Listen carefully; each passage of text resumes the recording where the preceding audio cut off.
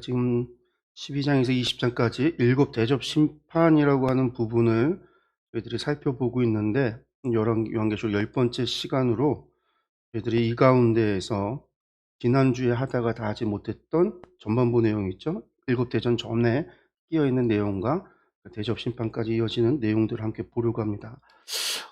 다시 한번 보면은요, 이 세 가지 심판이라고 하는 게 순차적으로 이루어지는 것이 아니라 이것이 가지고 있는 의미들이 있다라는 말씀을 드렸어요. 그래서 일곱인 심판이라고 하는 것은 내용을 공개한다라는 의미가 있다라고 말씀을 드렸고, 펼쳐졌다라는 거죠. 그래서 이것은 더 이상 숨기워진 것이 아니다.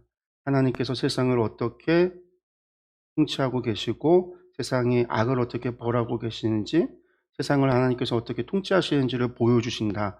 그리고 이 인심판에서 나오는 질문은 언제까지입니까? 라는 질문이었어요. 그러니까 언제 이루어지냐라는 거죠. 그리고 이제 두 번째가 나팔 심판이었습니다.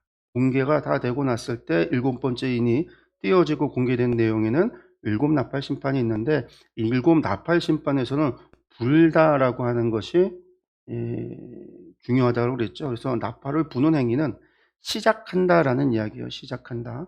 그래서 첫 번째 나팔부터 일곱 번째 나팔까지 부러지면 나팔이 부러지면서 하나님의 심판이 시작된다라는 것을 알리는 거고, 마지막 일곱 번째 이 나팔이 부러졌을 때 하늘 문이 열리고 주의 보좌가 보이고 주님의 재림의 시작이 된다라고 말씀드렸어요. 그러니까 이때의 질문은 우리가 무엇을 해야 됩니까? 라는 거였어요. 때가 가까워져서 하나님의 심판이 가까워졌다라는 얘기예요. 나팔이 불기 시작했다라는 건요. 그러니까 그때에 우리는 무엇을 해야 됩니까?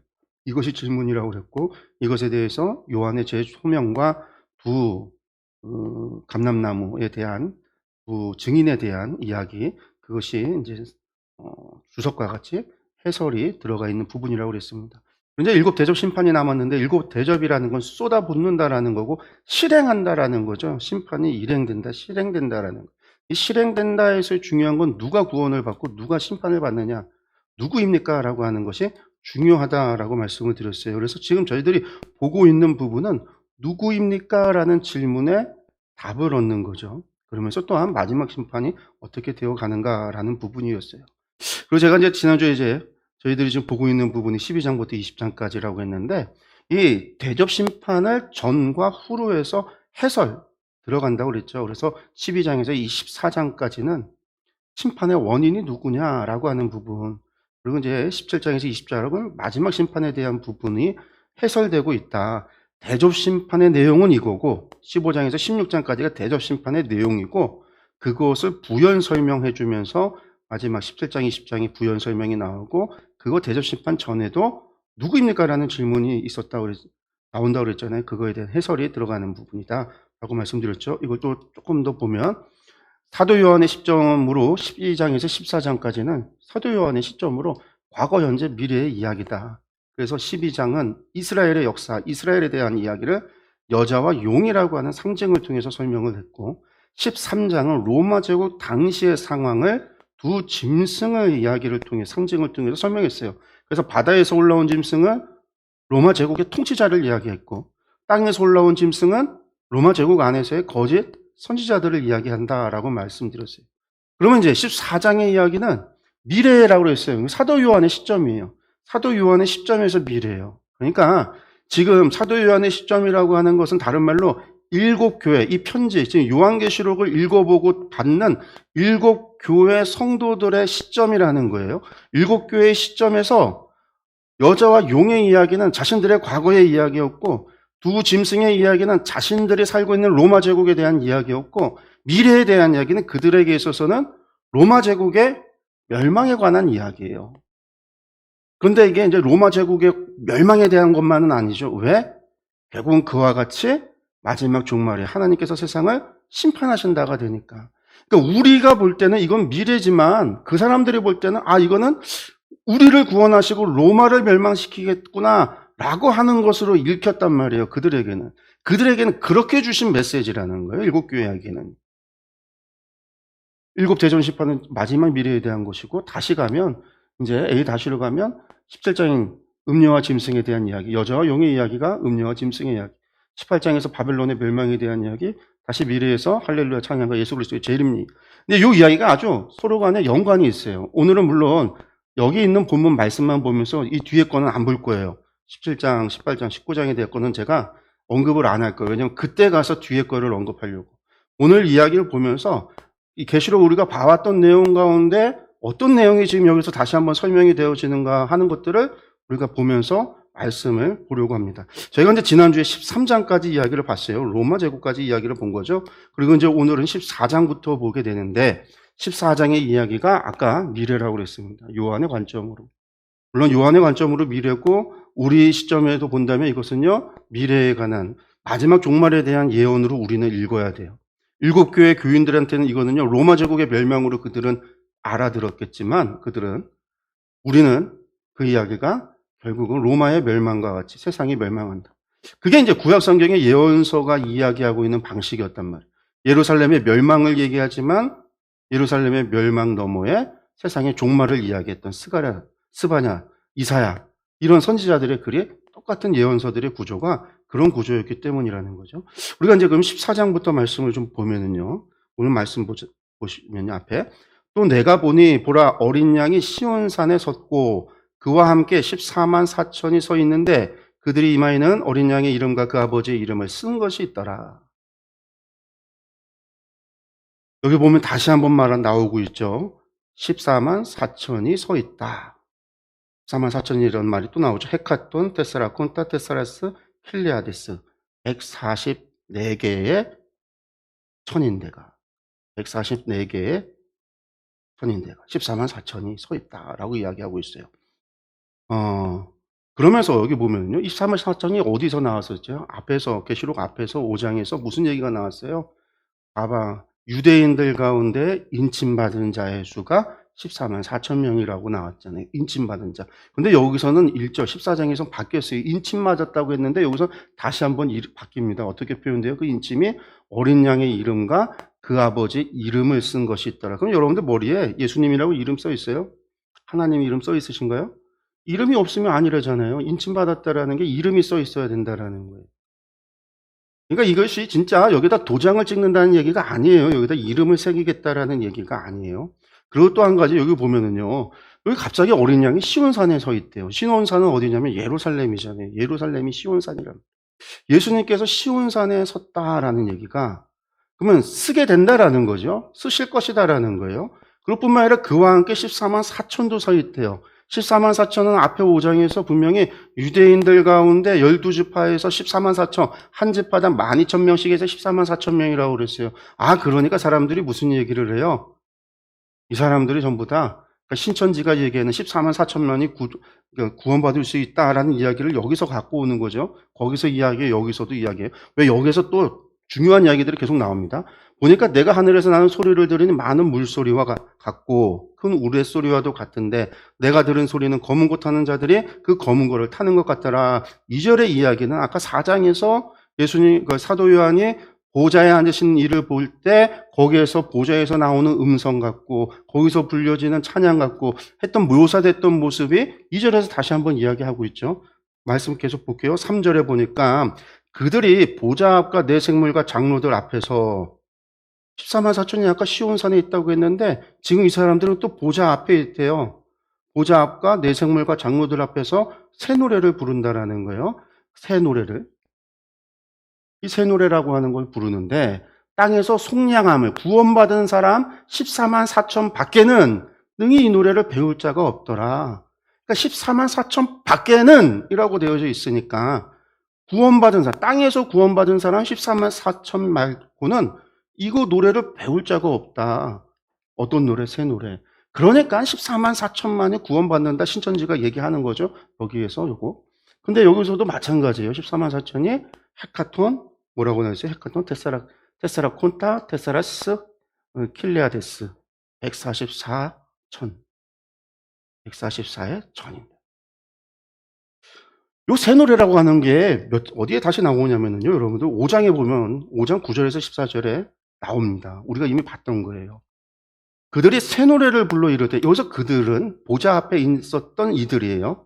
그들이 여기서 이미 새 노래를 부르죠. 새 노래를 불러 이르되 두루마리를 가지고 그 인봉을 떼기에 합당하시도다 일찍이 죽임당하사 뭐라고요? 각 족속과 방언과 백성과 나라 가운데에서 사람들을 피로 사서 하나님께 들으시고 7장에서 어떻게 했어요? 수많은 아무도 셀 수 없는 각 족속과 방언과 백성과 나라 가운데서 사람들이 하나님께 뭐 했어요? 찬양을 드렸잖아요. 아무도 셀 수 없는. 근데 여기서 뭐라고 하고 있어요?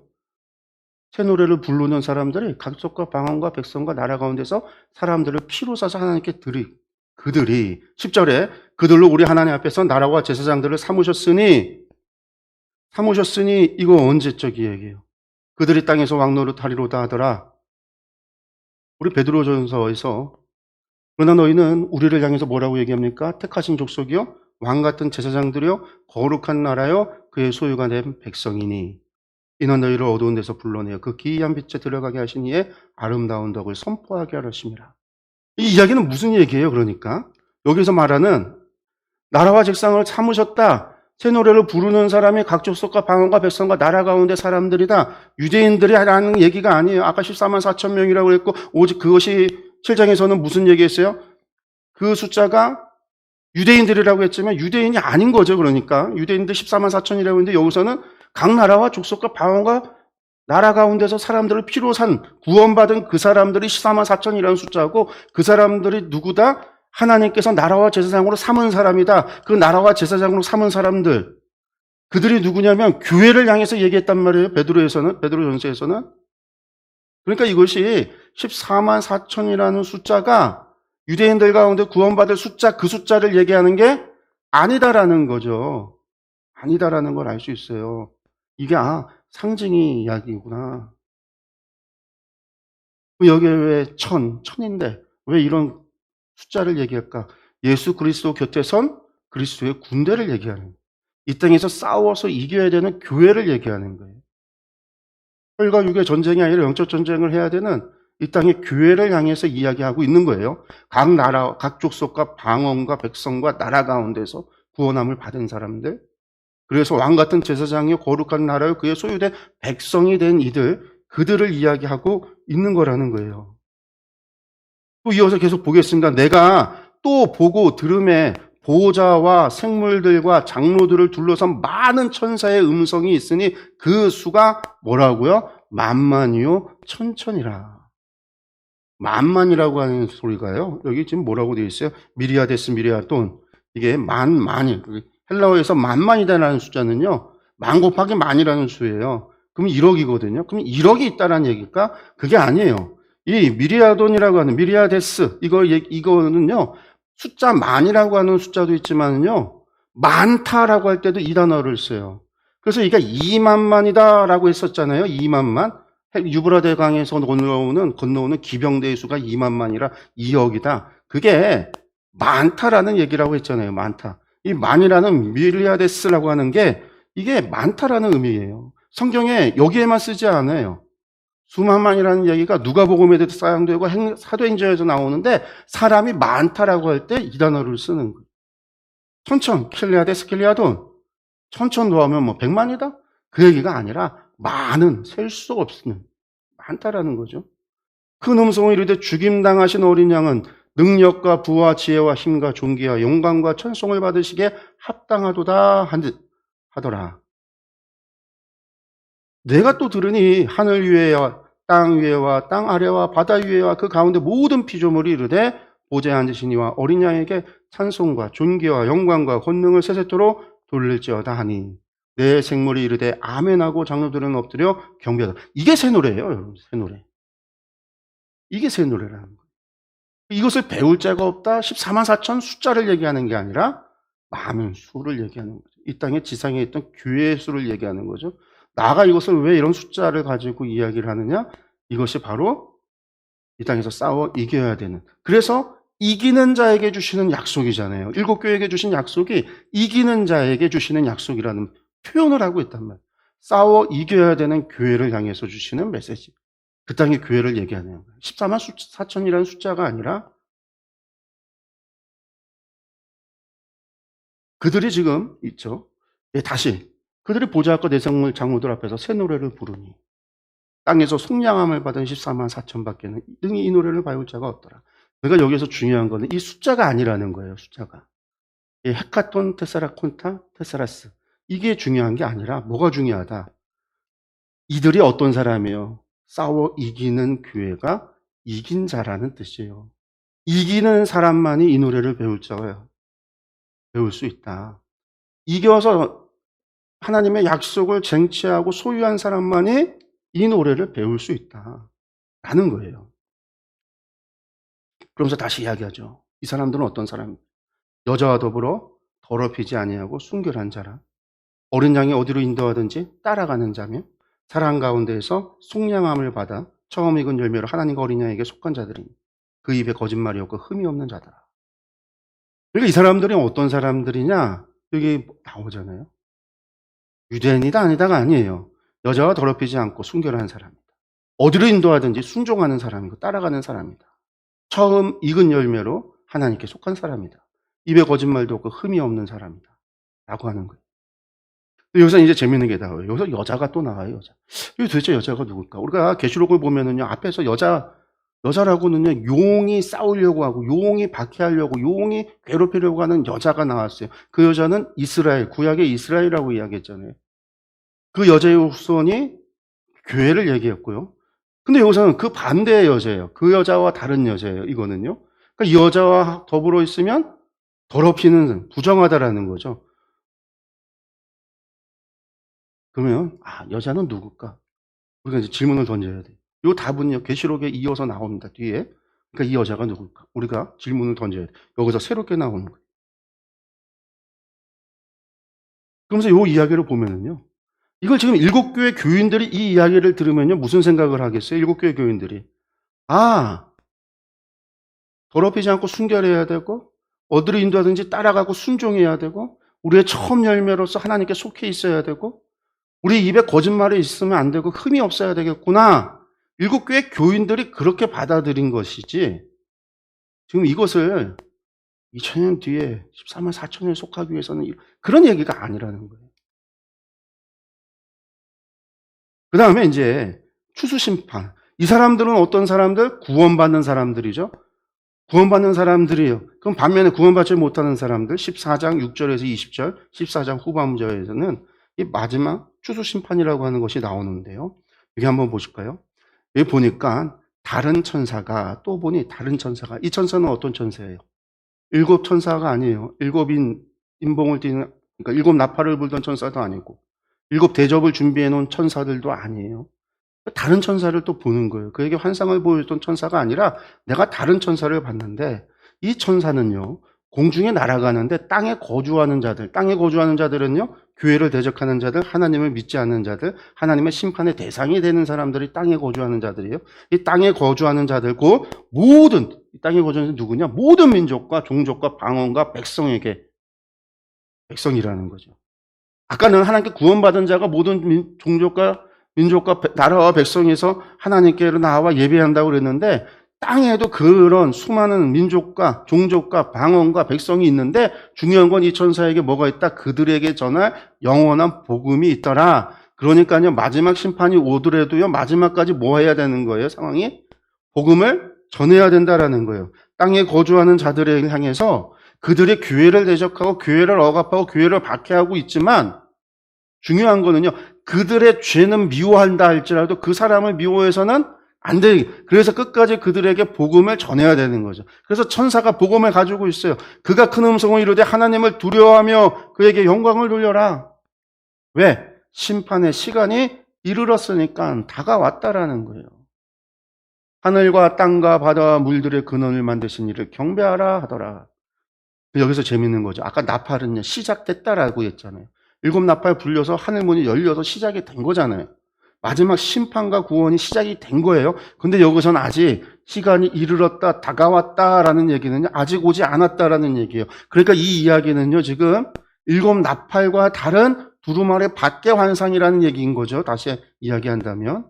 그러면서 하는 얘기가 시간이 이르렀으니까, 때가 가까웠으니까 하나님께 경배하라라는 거예요.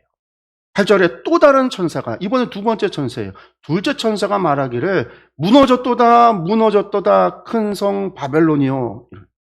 바벨론이 무너졌다라고 소리를 쳐요. 아까 그 여자는 또 누구였고 이번엔 또 바벨론이래요. 바벨론. 바벨론은 뭘까? 그리고 이제 질문을 하나 해야 되는 거예요. 이 바벨론은요, 모든 나라에게 그의 음행으로 말미암아 진노의 포도주를 먹이던 자로다 하더라. 그러니까 이 바벨론이 지금, 바벨론은 나라인데, 나라잖아요, 나라. 저 지금 오늘날에 이라크에 있었던 바벨론 그 나라인데, 그 나라가 뭐 하고 있어요? 모든 나라에게 그의 음행으로 말미암아 진노의 포도주란 하나님의 심판을 얘기하는데, 하나님의 심판을 먹이던 자다라고 이야기하고 있어요. 왜 이런 얘기하고 있냐면요, 지금 바벨론은 의인화해서 지금 상징으로 표현하고 있는데, 구약에 있어서도요, 에스겔서를 보면 바벨론을 하나님께서 뭐라고 했냐면 마광된 칼이라고 그랬어요. 하나님께서 그래서 바벨론을 가지고 이스라엘을 멸망시키고 주변 나라들을 멸하신다, 하나님의 마광된 칼이라 그랬단 말이에요. 심판의 도구였죠. 근데 이 나라가 어떤 나라냐면요, 바벨론이 모든 나라에게 그의 음행으로 말미암아, 구약에서 음행은요, 무엇을 얘기해요? 우상숭배를 얘기했어요. 호세아서를 보면 음행이라고 하는 것이 우상숭배로 나타나. 하나님께서 우상숭배를 음행으로 표현하죠. 왜 그런 얘기를 하냐? 여러분들 바벨론이라고 하는 나라는요, 세상의 모든 나라들을 그들이 정복을 하고 난 다음에 무엇을 했냐면요, 그 나라에 있는 사람들을 포로로 잡아왔잖아요. 아수르하고 페르시아하고 바벨론하고 달라요. 뭐가 다르냐? 아수르는요, 처음에는 주변 나라를 정복해서 놔뒀어요. 그랬더니 이것들이 반란을 계속해. 그러니까 이 반란을 억제하기 위한 방법으로서 아수르가 한 거는요, 정복을 한 다음에 그 정복한 지역에 지도계층에 있는 사람들, 왕족들, 귀족들, 지식인들, 기술장들, 이런 사람들을 전부 다 포로로 데려가서 아수르에 있는 다른 지역에다가 강제 이주를 시켜요. 강제 이주를 오게 하고. 그래서 민족이 믹스가 되도록 섞었단 말이에요. 혼합을 만들었어요. 이게 아수르가 제국을 유지하는 방법이에요. 바벨론은 그거하고 달랐어요. 바벨론은 어떻게 했냐면요, 포로를 잡아가는 건 똑같아요. 포로로 잡아가는데 바벨론 제국에 흩트는 게 아니에요.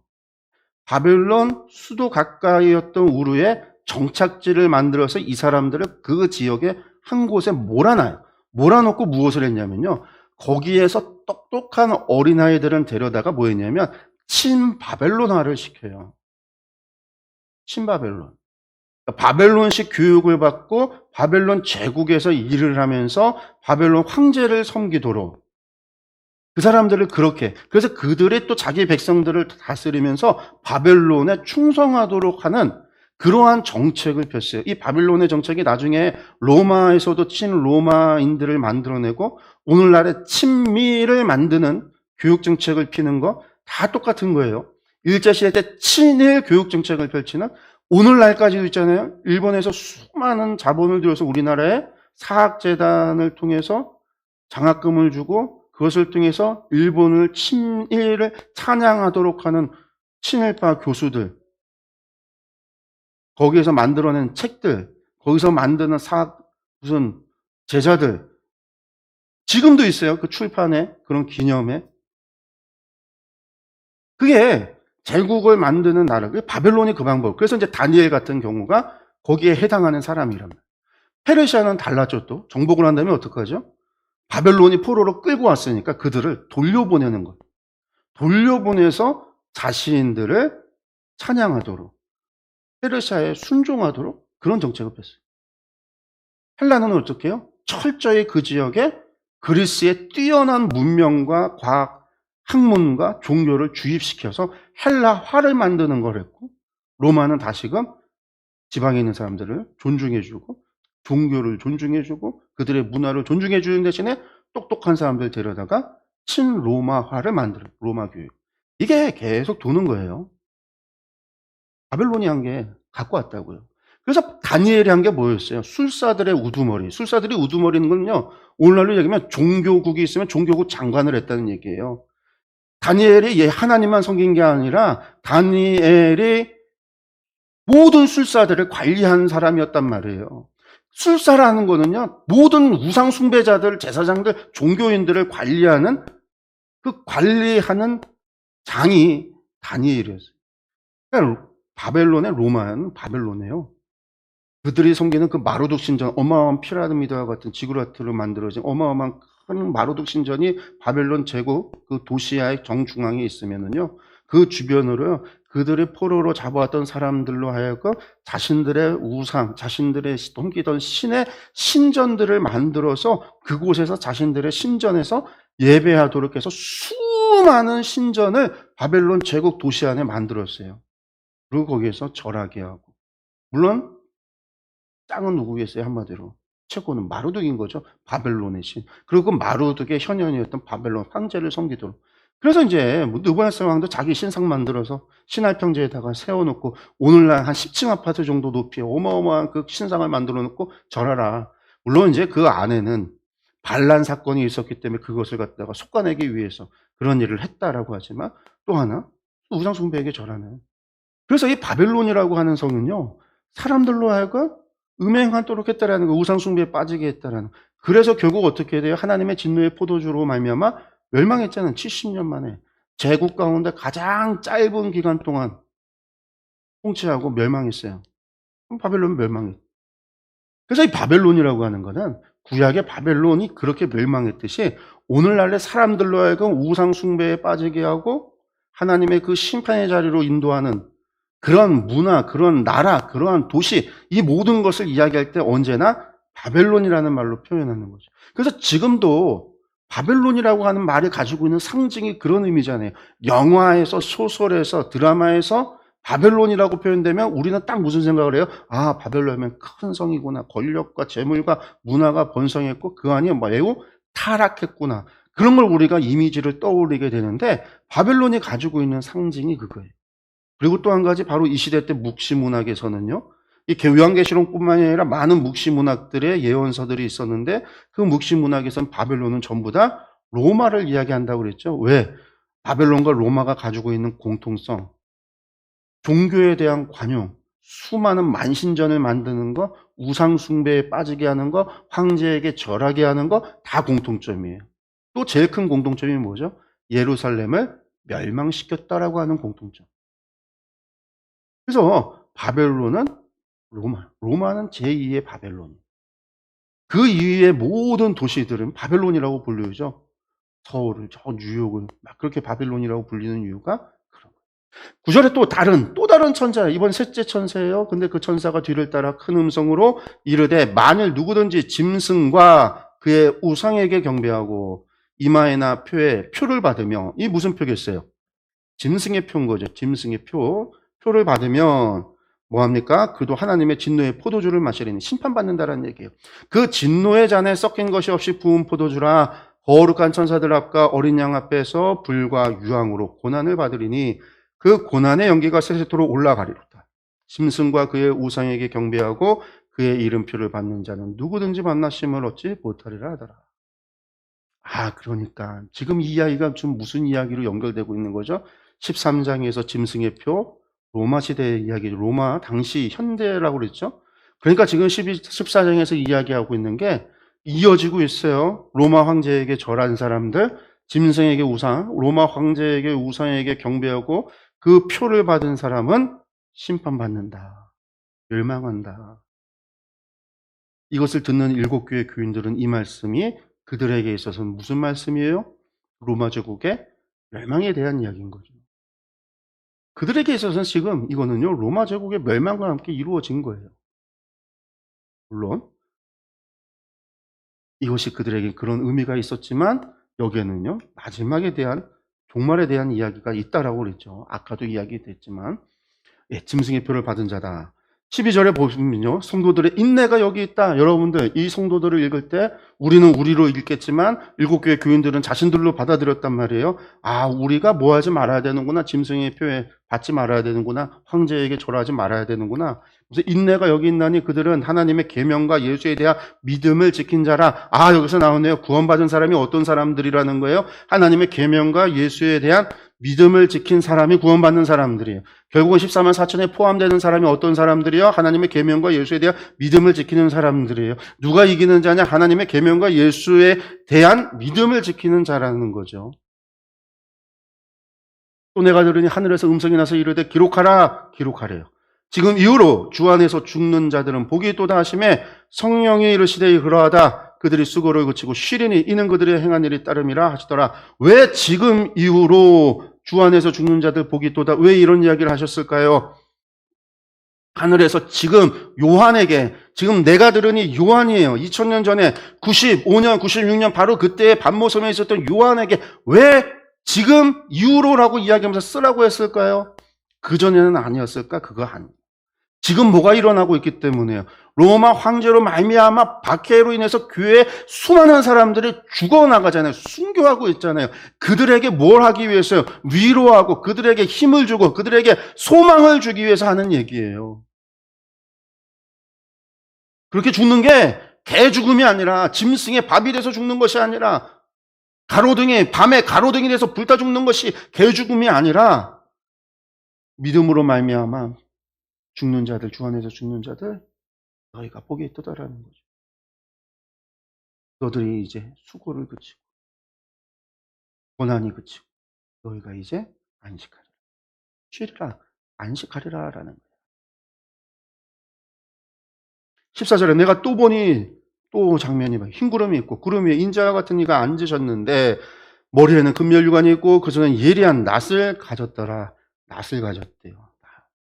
그러면서 15절에 또 다른 천사가, 네 번째 천사가 등장을 해서 또 다른 천사가 성전으로부터 나와 구름 위에 앉은 이를 향하여 큰 음성으로 외쳐 이르되 당신의 낫을 휘둘러 거두소서. 땅의 곡식이 다 익어 거둘 때가 이르렀음이니이다 하니 지금 뭐라는 얘기죠? 추수할 때가 이르렀습니다. 때가 됐습니다. 라고 이야기하고 있는 거예요. 때가 됐습니다. 구름 위에 앉으시니까 낫을 땅에 휘두르매 땅의 곡식이 거두어지니라. 그 얘기는 뭐예요? 심판이 이루어졌다라는 거죠. 17절에 또 다른 천사가, 다섯 번째 천사가 나와요. 하늘에 있는 성전에서 나오는데 역시 예리한 낫을 가졌더라. 그리고 또 18절에 보니까 또 불을 다스리는 다른 천사가, 또 다른 천사예요. 여섯 번째 천사가 제단으로부터 나와 예리한 낫을 가진 자를 향하여 큰 음성으로 불러 이르되 내 예리한 낫을 휘둘러 땅에 포도송이를 거두라. 그 포도가 익었느니라 하더라. 뭐가 됐다고요? 익었다. 여기는요, 추수가 끝났어. 근데 이제 또 다른 추수를 또 해요. 이거는 추수가 있고 또 추수가 있고 또 추수가 있다라는 얘기가 아니라 추수의 모습으로 보여준 거고 또 이런 모습으로도 보여지는 거예요. 심판이 여러 번 있다라는 얘기가 아니라. 왜? 끝났으니 이게 지금 또 다른 천사가 하늘에서 나오는데 이 장면이 바뀐 거거든요. 하나의 장면이 또 바뀐. 그러면서 19절에 이야기합니다. 천사가 낫을 땅에 휘둘러 땅에 포도를 거두러 하나님의 진노의 큰 포도주 틀에 던짐에 하나님의 진노의 큰 포도주 틀 심판의 포도주 틀에 던짐에 성 밖에서 이 틀을 밟으니 틀에서 피가 나서 말 굴레까지 닿았고 1600 스타디온에 퍼졌더라. 말 굴레라는 얘기는요, 말 곱비가 있는 거 거기까지 얘기해요. 그러니까 말의 머리까지. 말 머리까지는요, 말이 서 있을 때 말 머리까지라는 얘기는 한 1.5m 높이 정도 되는 거죠. 높이가 이 정도 되는 거예요.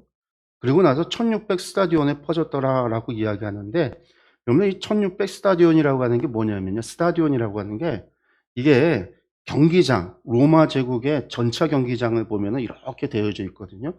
이 경기장이 스타디온이에요. 스타디온. 1600 스타디온이라고 하는 건 1600개의 스타디온이 있다. 그렇게도 이해할 수 있는데, 근데 이게 어쨌든 경기장이 스타디온이라고 하는데 이걸 길이의 단위로도 썼어요. 이 1000 스타디온, 그러니까 1 스타디온 하면 우리나라 같은 경우는 트랙 경기 100m 경기장, 100m 경기잖아요. 근데 로마 제국은 192m. 오늘날 우리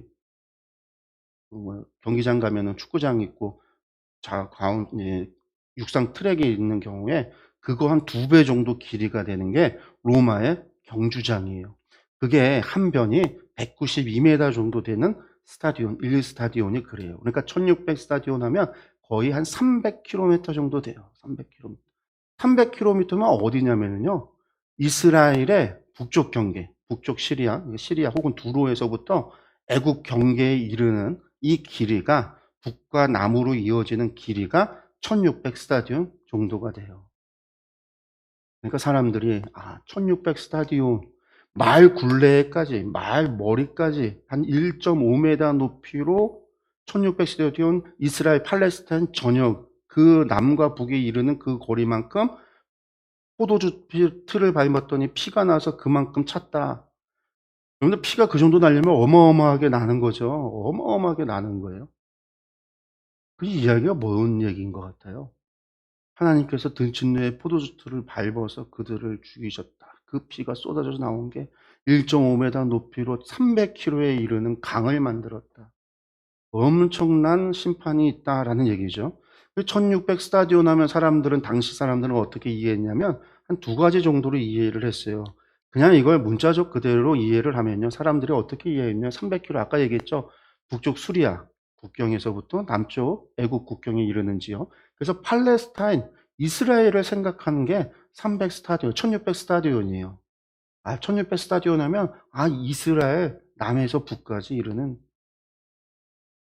그러면 이스라엘에 하나님께서 그렇게 많은 피를 주겠다. 그렇게 이해를 했고요.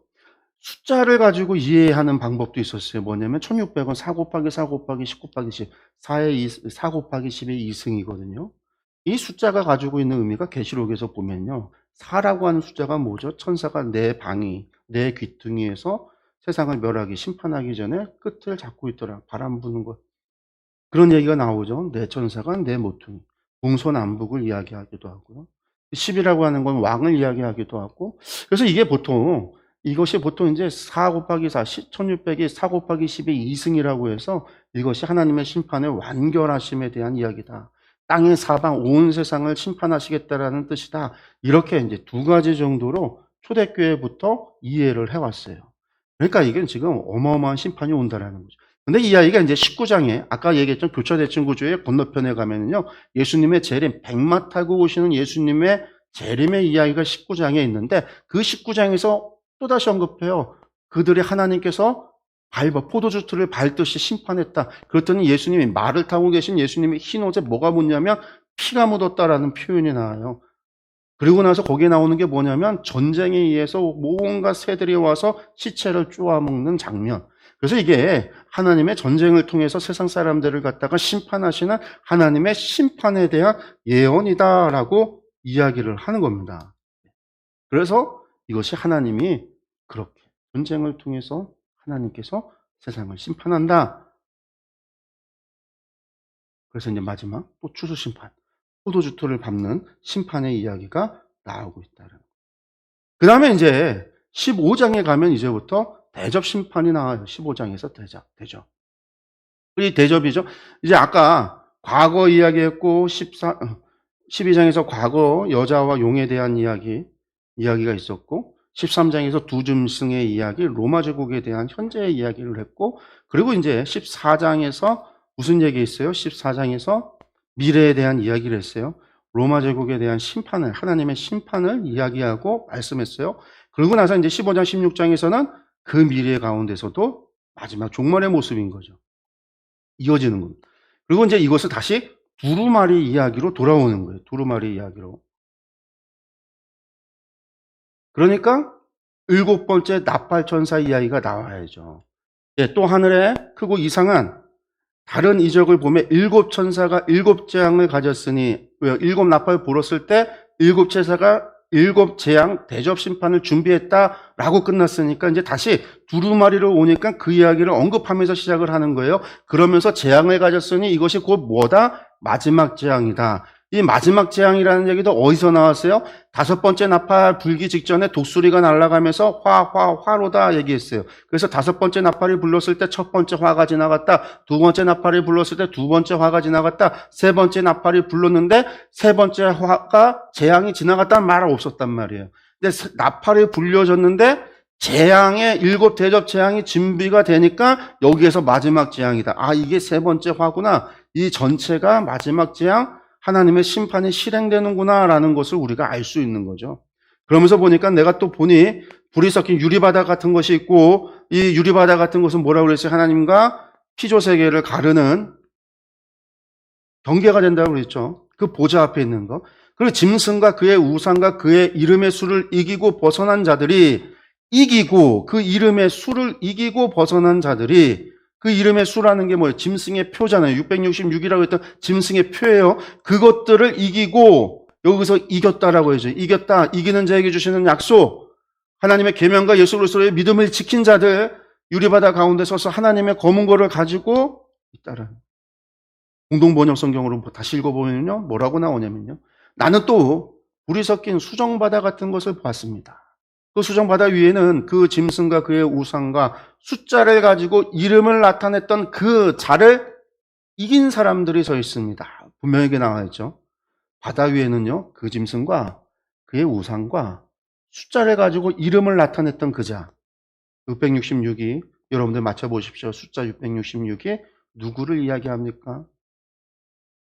로마 황제였다고 그랬죠. 그 자를 이긴 사람들이 서 있었습니다. 성경에 나오잖아요. 뭐다? 숫자를 가지고 이름을 나타냈던 그 사람.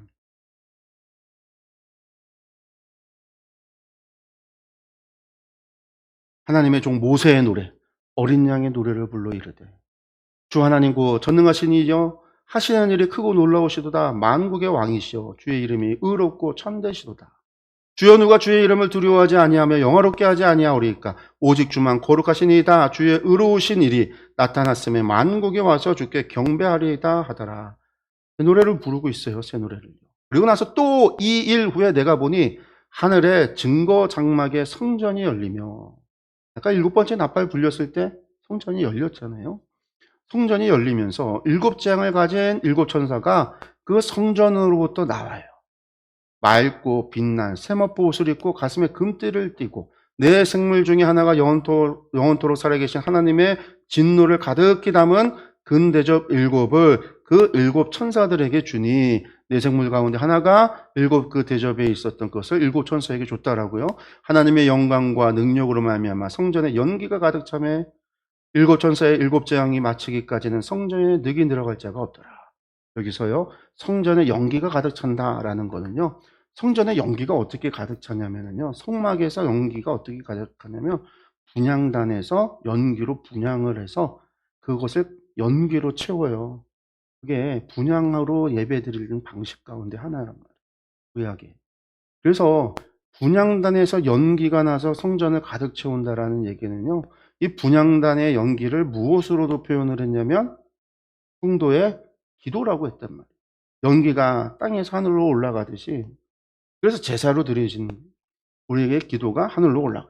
그리고 언제 그 얘기를 했죠? 어느 때까지입니까? 라고 얘기했을 때, 5번째, 인이 떼어졌을 때 순교자들이 어느 때까지 우리의 피를 갚아주지 않으시겠습니까? 라고 했을 때, 7번째 인이 떼어졌을 때 잠시 잠깐 조용하고 온 세상이 고요하고, 그때에 천사가 분향단의 성도들의 기도를 담아서 하나님 앞에 가지고 올라갔다고 그랬잖아요. 지금 다 같은 이야기예요. 지금 그때라는 거예요. 그때 연기가 가득 찼다라는 거예요. 찼다가 이제, 그러고 나서 이제는 천사가 마치기까지 심판이 실행이 돼요. 그때까지는 갈 자가 없더라. 이야기는 뭘까요? 이제는 때가 지났다. 그때는 뭘까요? 회개의 때가 지났다라는. 더 이상 회개의 때가, 이제는 더 이상 회개의 때가 아니라는. 그 다음에 이제 16장에서 1절에서 21절에 걸쳐서 7 대접 심판이 나오고 있습니다. 또 내가 들으니 장면이 바뀌었어요. 들었어요. 성전에서 큰 음성이 나서 7 천사에게 말하되 너희는 가서 하나님의 진노의 7 대접을 땅에 쏟으라 하더라. 명령이 이제 나온 거죠. 첫째 천사가 가서 그 대접을 땅에 쏟음에 짐승의 표를 받은 사람들과 그 우상에게 경배하는 자들에게 악하고 독한 종기가 나더라. 중요하죠. 짐승의 표를 받은 사람들과 그 우상에게 경배하는 자들. 둘째 천사는요, 여기서는요, 첫 번째 어디에 쏟았어요? 땅에 쏟았어요. 두 번째 천사가 바다에 쏟습니다. 바다에 쏟음에 바다가 곧 죽은 자의 피같이 되니 바다 가운데 모든 생물이 죽더라. 셋째 천사가 그 대접을 강과 물 근원에 쏟음에 피가 되더라. 그리고 나서 내가 들으니 물을 차지한 천사가 이르되 전에도 계셨고 지금도 계신 거룩하신 이여 이렇게 심판하시니 의로우시다. 하나님의 심판이 의롭다고 찬양을 해요. 왜 의로운가? 그들이 성도들과 선지자들의 피를 흘렸으므로 그들에게 피를 마시게 하신 것이 합당하니이다 하더라.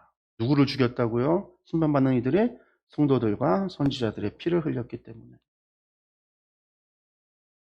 또 내가 들으니 제단이 말하기를 그러하다 주 하나님 곧 전능하신 이여 심판하시는 것이 참되시고 의로우시도다 하더라. 하나님의 심판이 의롭다고 찬양을 해요.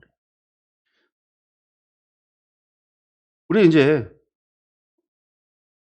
다시 보면 성도들과 선지자의 피를 흘렸으므로 다섯 번째 인때실 때 뭐라고 했다고요? 순교자들이 뭐라고 하나님께 이야기하죠?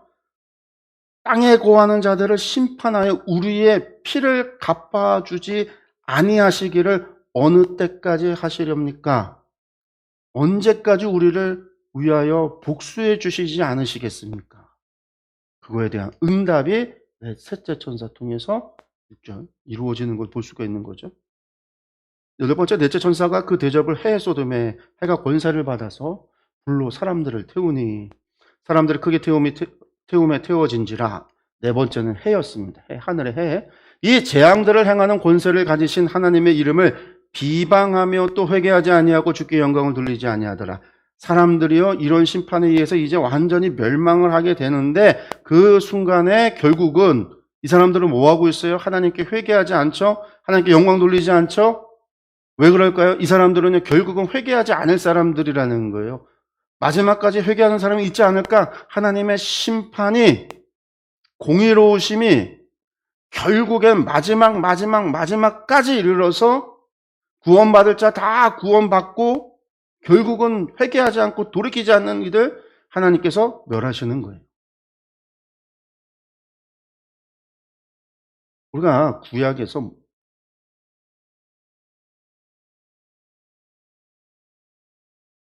노아의 홍수 사건을 보면은요. 노아 한 가정, 노아 한 사람 의인 남을 때까지 하나님 참으신 거거든요. 거기서 이제 노아가 죽어버리고 그의 자녀들이 죽었으면 이 세상에 회개할 자 아무도 남지 않는다라는 거예요. 그래서 무두살레를 보냈을 때 하나님께서 무두살레의 이름에 이 사람이 죽으면 하나님의 심판이 온다라는 이름의 뜻이 그 안에 담겨 있는 이유가 무두살레가 죽은 그 해에 하나님의 홍수 심판이 시작이 되는데 무두살레가 마지막까지 그 사람을 표적으로 세워서 하나님께서 심판을 유예한 거죠. 그 이상이 되면 더 이상 회개할 자 없는. 이것도 마찬가지라는 거예요. 그리고 이제 10절에 보니까 다섯 번째 천사가 이번에는요, 그 대접을 어디에 쏟아요? 사람이 아니에요. 이제는 정말 그 짐승의 왕자에 쏟아요. 짐승의 왕자니까 이거는 결국은 누구겠어요? 통치자를 얘기하는 거죠. 바다에서 올라온 짐승의 왕자에 쏟으니 그 나라가 어두워지며 사람들이 아파서 자기 혀를 깨물고 아픈 것과 종기로 말미암아 하늘의 하나님을 비방하고 그들의 행위를 회개하지 하나님을 비방하고 욕하는데 회개하지 않는다라는 회개하지 않는다. 심판에도 불구하고 그럼에도 불구하고 회개하지 않는다. 여섯 번째 천사가 또 이번에는 그것을 큰 강 유브라데에 쏟습니다. 강물이 말라서 동방에서 오는 왕들의 길이 예비되더라. 마지막 때에 예비되더라. 또 내가 보면 개구리 같은 새 더러운 영이 용의 입과 짐승의 입과 거짓 선지자의 입에서 나오니 이 셋이 이 더러운 사단의 삼위일체죠. 용, 붉은 용이고 이 입과 짐승의 입에 이 짐승은 바다에서 올라온 짐승이고 여기서 다시 이야기해요. 거짓 선지자 이게 땅에서 올라온 짐승이에요. 그러니까 앞서 이야기했던 12장에서 이야기했던 그 짐승이 13장에서 이야기했던 그 표를 준다라고 하는 그 짐승이 땅에서 올라오는 그 짐승이 여기 13절에서 거짓 선지자라고 표현하고 있어요. 거짓 선지자라.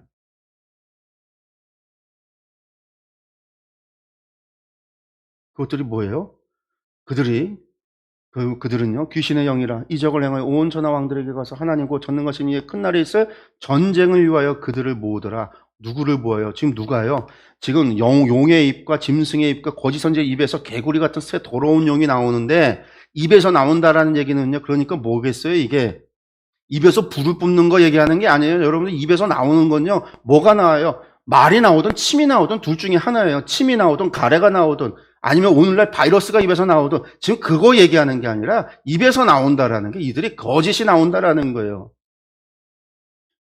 그게 귀신의 영이라는 그리고 이적을 행하여 온 것으로 온 천하 왕들에게 가서는 하나님이 전능하신 이의 큰 날에 있을 그 심판의 날에 있을 전쟁을 위해서 그들을 선동해서 모았다라는 거예요. 보라 내가 도둑같이 오르니 누구든지 깨어 자기 옷을 지켜 벌거벗고 다니지 아니하며 자기의 부끄러움을 보이지 아니하는 자는 복이 있도다. 그런데 이 세 영이요 히브리어로 아마겟돈이라고 하는 곳으로 왕들을 모으더라. 왕들을 모으더라. 그래서 여러분들 이제 아마겟돈이라고 하는 게 그래서 이제 최후 종말 얘기할 때 아마겟돈 전쟁 나오는 게 이 16절에 나오는 요게요. 여기에 뭐하러? 전쟁을 위해서 모았더라. 마지막 큰 날에 있을 마지막. 그래서 마지막 전쟁이 전부 아마겟돈이라고 얘기하는 건데 아마겟돈 잘못 읽은 거죠. 이게 알파벳 헬라어로 되어 있는 것을 음역을 하면서 잘못됐어요. 이게 뭐냐면 하르마겟돈이에요. 하르마겟돈이라는 게 히브리어로 하르와 무깃도를 합쳐놓은 단어예요. 하르 무깃도. 여기 뭐냐면요. 무깃도의 하르가 산이거든요. 그래서 무깃도의 산. 무깃도의 산이 어디냐면요. 무깃도가 갈매산에서 이스라엘 평지로 내려가는 곳에 있는 약간 골짜기 같은 거가 무깃도예요. 근데 이 무깃도에 산이 없어요. 그러니까 하르가 아니지 않냐. 이르인가? 모음 빼고 읽으면 뭐 이르라고도 읽을 수 있어요. 이르 무깃도 하면 무깃도에 도시라. 무깃도에 그럼 도시가 있느냐? 무깃도에 도시도 또 없어요. 근데 이 무깃도가 어떤 곳이냐면요. 이스라엘에 있어서 이 레반트 지역, 이스라엘 가나안 지역에 있어서 가장 중요한 요충지가 무깃도예요. 우리나라로 치면은요, 경상도에서 경기도로 가는 곳에 있어서 가장 중요한 요충지가 어디죠? 요충지가 세제잖아요, 세제. 문경세제. 거기만 틀어막으면 경상도에서 이쪽으로 올라오는 사람들을 방어할 수 있다. 그래서 세제에서 이 임진왜란 때 일본군 막아야 되는데 신립이 세제에서 안 맞고 여기 충주에서 배수진을 치고서 막았단 말이죠. 단월에서 전쟁을 했단 말이에요. 근데 이 세제는요, 이 월악산 큰 산에서 있는 거고 여기는 그런 게 아니에요. 왜 중요하냐면 이집트에서 이쪽 어디 아수르까지 저기 이라크로 저 유프라테까지 가는 길에 이 사람들이 가는데 가장 중요한 무기가 전차거든요. 전차가 지나갈 수 있는 유일한 길이 해안 도로, 이 바닷길을 따라서 가는 길이에요. 그 길을 따라서 쭉 올라가다가 내륙으로 들어와서 요단지구대를 지나서 여기 아람으로 올라가야 되는데 여기로 딱 들어가는 길목이 무깃도라고 하는 지역이에요. 거기 아니면은요, 주변이 산이기 때문에 전차가 못 넘어가요. 전차만이 아니라 당시 상인들이 지나갈 수 있는 산을 넘어가기 힘들잖아요. 낙타 끌고 마차 끌고 가기에 유일한 길이 무깃도예요. 그래서 이 무깃도만 틀어막으면 북쪽으로도 못 올라가고 북쪽의 사람들이 남쪽으로도 못 오는 거예요. 전차들이 못 움직인다고요. 가장 중요한 무기를 가지고 전쟁을 하기에 불가능하다. 그래서 옛날에 이집트의 바로가 이 무깃도를 차지하는 것이 레반트 지역의 이 가나안 지역에 수백 개의 성을 차지하는 것보다 더 중요하다. 전략적인 요충지다. 그래서 이 무깃도가 가장 중요한 그 이스라엘에 있어서 요충지예요. 이스라엘뿐만 아니라 애굽에 있어서도 저 아수르에 있어 다른 지역에 있는 사람들도 요 지역에 있어서 이 레반트 지역에 있어서 가장 중요한 핵심 지역이 무깃도라고 하는 것이. 그래서 무깃도에서 많은 전쟁이 나는 거죠. 그러니까 요시아 왕이 바로가 아수르를 도와서 바벨론을 갖다 대적하기 위해서 북으로 올라갈 때 요시아 왕이 군대 이끌고 어디로 가죠? 예루살렘에서 무깃도가 북쪽에 있거든요. 북쪽으로 올라가서 무깃도에서 길을 막았단 말이에요. 그리고 거기서 죽음을 당했죠. 왜 거기서 길목을 막냐? 거기가 바로를 막기에 가장 좋은 곳이니까요. 거기에서는 애굽의 전차가 힘을 못 쓰니까요. 무깃도를 가로막는 거예요. 그래서 이제 거기가 무깃도라고 하는데 이게 아마겟돈이라고 이제 알파벳의 음역을 영어로 바꾸면서 잘못 그냥 알파벳 따라서 영어로 하면서 이제 우리가 아마겟돈이라고 부르게 된 건데 여기가 그래서 이제 마지막 전쟁이 일어나는 곳이라고 사람들이 얘기하는 거죠. 근데 왕이 모았어요. 근데 모아서 전쟁이 나냐? 전쟁은 없어요.